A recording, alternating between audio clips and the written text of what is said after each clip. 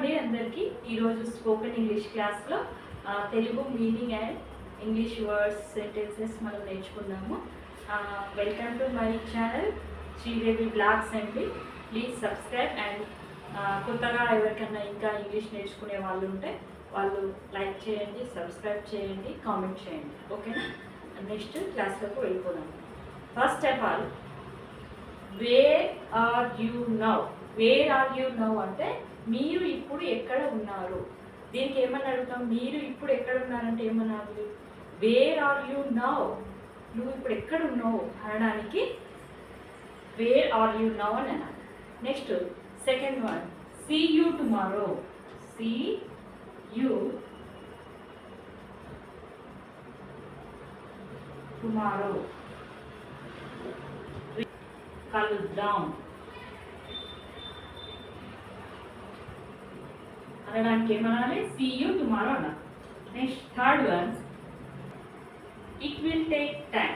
It will take time అంటే ఇది సమయం పడుతుంది. ఇట్ విల్ టేక్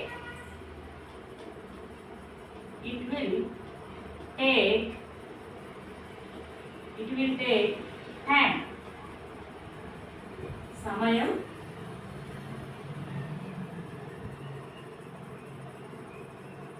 దానికి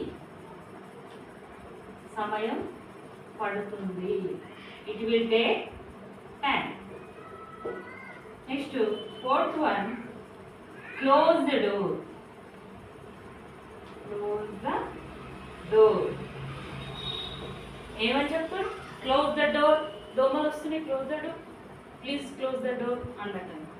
క్లోజ్ ద డోర్ అంటే తలుపులు మూయండి. Next fifth one,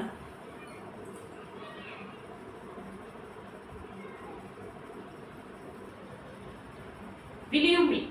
fifth one is believe me. నన్ను నమ్ము, నీకేం కాదు. Believe me.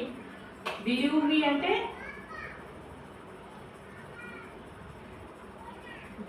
మీ అంటే నన్ను నమ్ము. ఓకేనా?